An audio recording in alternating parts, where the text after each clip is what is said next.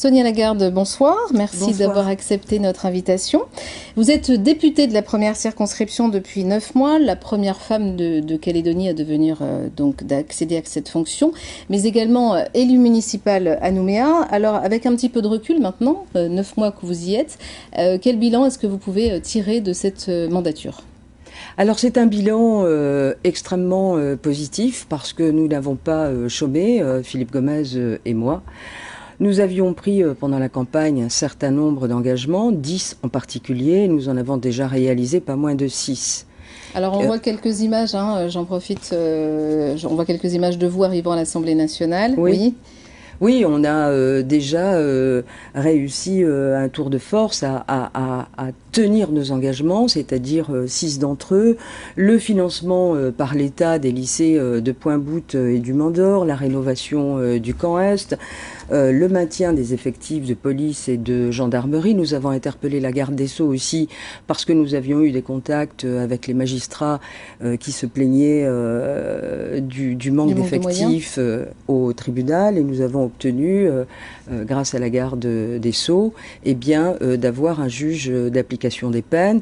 Nous avons aussi, tel que nous l'avions dit pendant la campagne, marqué notre opposition au projet de télévision NC9, la télévision du RUMP et de l'UC.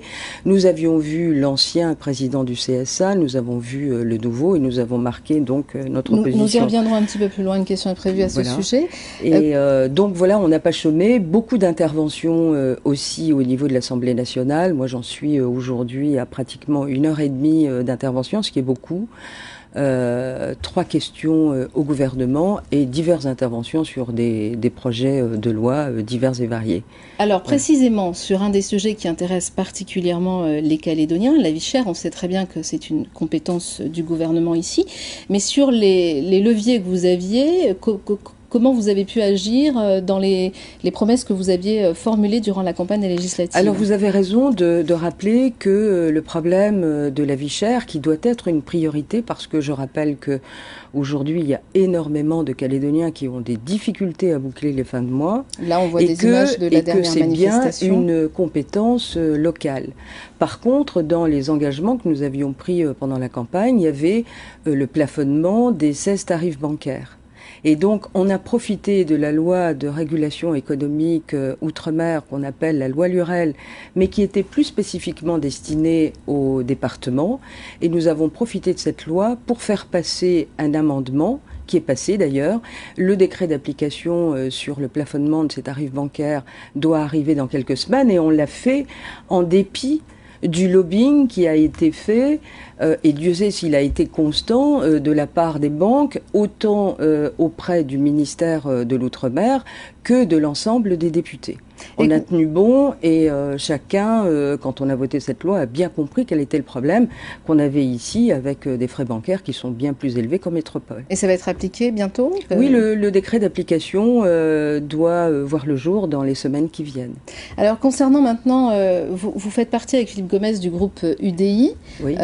Bon, on ne reviendra pas dans le détail sur ce choix-là, mais est-ce que c'était pour avoir quelques avantages, ou c'était vraiment par conviction d'idées ? Avantages notamment pour pouvoir intervenir, et au niveau financier. D'une part, il y a des valeurs qui sont développées au sein de l'UDI, qui sont des valeurs sociales, écologistes, humanistes, et donc on s'est trouvé parfaitement à l'aise. Quand on est arrivé à Paris, Jean-Louis Borloo nous a demandé de rejoindre son groupe, puisque son groupe s'est formé après les législatives. Je rappelle très rapidement que pendant la campagne, on avait dit qu'on siégerait en inscrit, mais dans la possibilité qui s'offrait à nous, on serait rattaché à un groupe. Après discussion avec les autres députés, on est 30 aujourd'hui dans ce groupe, et Jean-Louis Borloo, par rapport à des valeurs qui sont celles de Calédonie Ensemble, on s'est senti parfaitement à l'aise, et c'est pour ça qu'on a intégré ce groupe. Et quel intérêt ce groupe pour la Calédonie ? Eh bien, c'est une force pour la Nouvelle-Calédonie. Pour la France, déjà, à l'Assemblée, c'est quand même une force de proposition. C'est quand même le 3e groupe de l'Assemblée. Et puis, comme l'UDI véhicule des valeurs qui sont les nôtres, eh bien, je trouve que c'est très bien aussi pour la Nouvelle-Calédonie. Alors, vous avez aussi voté en faveur du mariage pour tous. Les Calédoniens attendent de savoir comment, concrètement, ça peut s'appliquer ici. Alors, effectivement, je peux comprendre que cette position ait pu en choquer certains.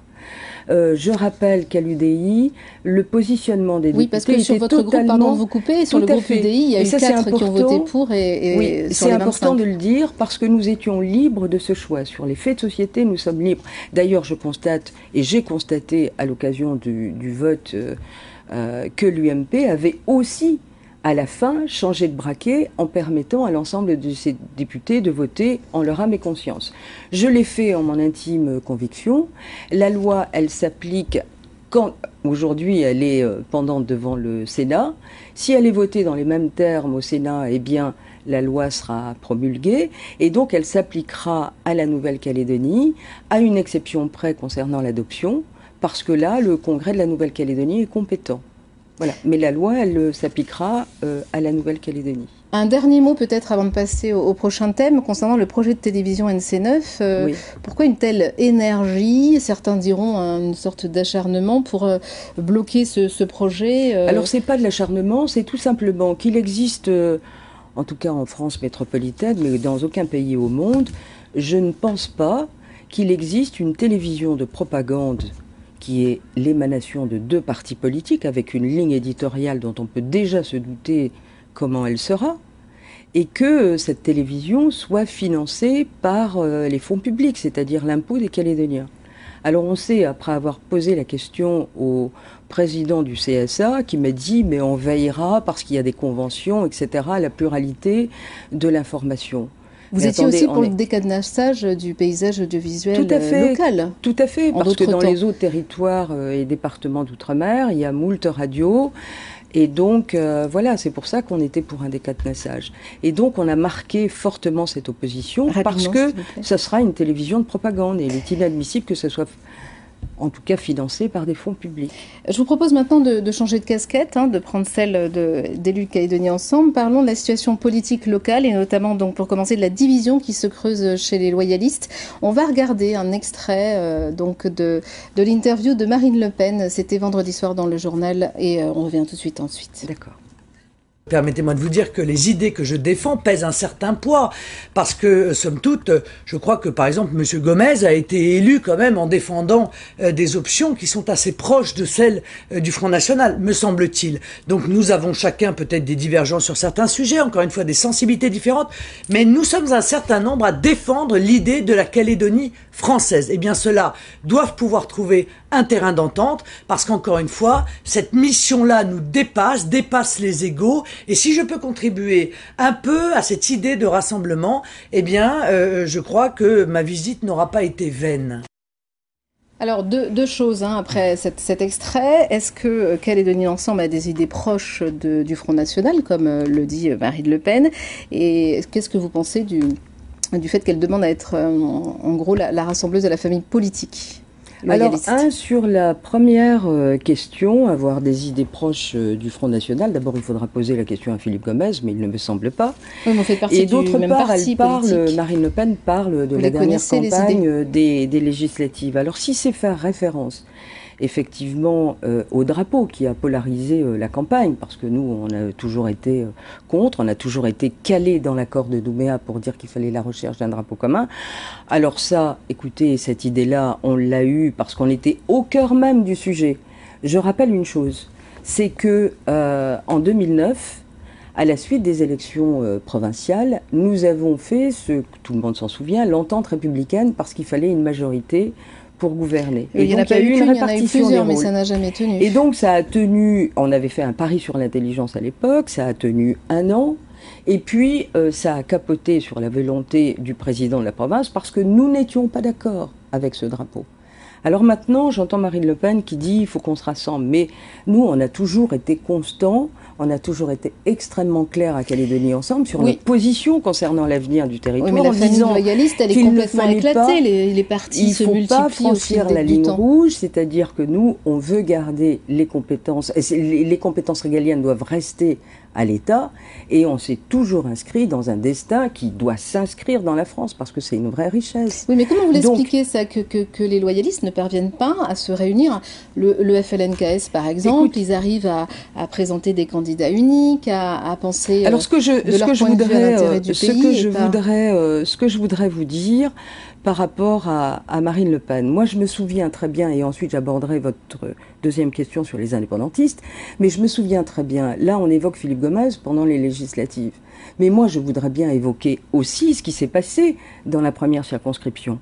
Au deuxième tour, pourquoi le Front National appelle à voter pour Philippe Gomez? Parce qu'il est face à un indépendantiste. D'accord. Dans la première circonscription, il reste qui? Il reste Lagarde et il reste M. Yano. Et donc là, le Front National dit on appelle à voter pour personne. Moi, j'aurais préféré à ce moment-là qu'on se détermine et qu'on dise on appelle à voter pour Sonia Lagarde parce que au moins Sonia Lagarde, elle est contre le drapeau du FNLKS. Or là, on appelle à... Voilà. Bon, il a fallu que le candidat... Sur non, mais je le dis parce que c'est quand même résultats, important de souligner ça, parce qu'il faut quand même une certaine cohérence. Et donc là, il n'y a pas eu de cohérence, et je le constate aujourd'hui. Il a fallu que Pierre Aubé, qui ait un peu plus de conscience politique, dise « Moi, je voterai, j'appelle à voter pour Sonia Lagarde » et à fermer la porte. Alors Sonia Lagarde, est-ce que vous avez une solution pour que la famille loyaliste se réunisse? Là, il y a Gaël Yano récemment qui annonce qu'il va probablement créer son propre parti, demander à ce qu'il y ait une formation d'une fédération qui réunisse toute la famille loyaliste. Comment allez-vous arriver? Quel est votre point de vue et qu'est-ce que vous proposez? Alors je constate, je vais essayer de tourner ça à la dérision, parce que je constate que Gaël Yano appelle à un regroupement. Je constate que Marine Le Pen appelle à un regroupement. Alors finalement, c'est quoi? Comme on dit chez nous, on met tout le monde dans la benne du pick-up. Mais finalement, on va se retrouver demain qu'avec des pick-up à benne dans Nouméa. Enfin, il faut être sérieux. Mais quelque part, vous n'avez pas le choix. Vous êtes obligé de vous mettre d'accord face à des indépendantistes qui, en face, prônent un bloc nationaliste. Et il y a un congrès bientôt du FLNKS pour justement avoir la majorité. Écoutez, c'est toujours dangereux de mettre tout le monde dans la benne avec les idées divergentes des uns et des autres. Si on prend le FNLKS aujourd'hui, si on prend l'UC et le PALICA, on sait très bien qu'il peut y avoir, pour des circonstances particulières, et en particulier des élections, où on peut faire une liste commune, mais chacun sait, c'est un secret de polichinelle, les divergences politiques profondes qui existent. Donc tout ça, ça n'est qu'une liste de façade, mais au fond, la cassure, elle est là, les problèmes, ils sont là, donc il faut pas nous raconter d'histoire. Donc il y a encore du travail pour réunir la grande famille. On a prouvé, nous, qu'on était capable de se rassembler, ça a capoté sur fond de drapeau, mais c'était un pari sur l'intelligence, et moi je parie sur la sagesse des hommes. Au lendemain des élections, on verra bien avec qui il faudra composer. Alors on va parler des enjeux 2014 maintenant, oui, et de l'avenir. On en reparle après avoir visionné ensemble les possibles candidatures de l'UMP pour la mairie de Nouméa. À l'UMP, 3 candidats semblent se détacher. Gaël Yano, il pourrait annoncer sa candidature dans les prochains jours. Aujourd'hui, je souhaite donc continuer ces échanges que j'ai avec Jean Lec pour pouvoir prendre sereinement, en accord avec lui, la décision que je considérerais être la meilleure. Et j'espère donc pouvoir la prendre d'ici la fin du mois de mars. Autre candidat potentiel, Gaby Briot. C'est un ami intime de l'actuel maire. Nous avons un maire, Jean Lec, pour qui j'ai profond respect et une grande affection, et qu'il lui appartient d'abord à lui de se déterminer. Des candidats qui veulent être adoubés par le maire de Nouméa. Mais le premier citoyen de la ville pourrait bien à 82 ans se présenter à sa propre succession. Alors, que pensez-vous des possibles cas de figure pour l'UMP, pour la mairie de Nouméa? Écoutez, ça me semble particulièrement compliqué. Ça fait votre jeu, parce que peut-être que vous serez candidate, vous ne l'avez pas encore annoncé, ou vous l'annoncerez non, puis je ne vous donnerai pas, permettez-moi de ne pas vous donner de scoop ce soir, parce qu'il y a un temps pour tout. Moi, j'assiste en spectatrice, comme l'ensemble des Calédoniens, à cette rupture annoncée. Ce que j'ai envie de dire par rapport à ça, et j'entends Gaël Yano, aujourd'hui, Gaël Yano est obligé de créer un parti, il souhaite rassembler autour de de sa candidature, à la fois pour les municipales et à la fois pour les élections provinciales. Mais je constate une chose, c'est que Gaël Liano a cautionné tout ce qui s'est passé, c'est-à-dire que la politique de Pierre Frogier lui était tout à fait favorable. Il a fallu que les législatives passent par là, que la défaite passe par là, pour qu'aujourd'hui il crée un parti politique. Ensuite, on voit Gabi Alors le temps passe Briot. très vite. Oui, on voit Gabi Briot qui dit, voilà, donc finalement, le mot de la fin de votre reportage, c'est de dire ils souhaitent tous avoir la caution du maire. Alors là encore, j'ai envie de tourner ça à la dérision. Vous savez, on a eu l'élection du pape il n'y a pas longtemps. Peut-être qu'on devrait mettre une cheminée au-dessus de la mairie de Nouméa et de voir la fumée blanche sortir pour celui qui aura la caution du maire. Alors, mais ce que je constate, et je trouve ça déplorable, ça m'affecte. Parce qu'on pousse le maire vers la sortie. Et on ne sait même pas si le maire sera candidat ou pas candidat. Cette division à droite, je trouve ça particulièrement ça indécent. peut quand même vous conforter si vous choisissez de vous présenter à la mairie de Nouméa, vu les résultats que vous avez obtenus aux législatives. Oh bah si on sait compter, ça me semble évident. Mais vous savez, sur la mairie de Nouméa, c'est pas les stratagèmes d'avant l'élection et les cautions qui vont faire gagner les uns et les autres. Donc ce qu'attendent les Nouméens, c'est d'avoir un vrai projet pour la commune qui réponde aux aspirations des Nouméens. Et c'est là-dessus que les Nouméens se décideront et voteront en faveur d'un ou l'autre candidat. Donc vous n'êtes pas candidate pour l'instant à la mairie de Nouméa. Chaque chose en son temps. Merci Sonia Lagarde d'avoir répondu à nos questions.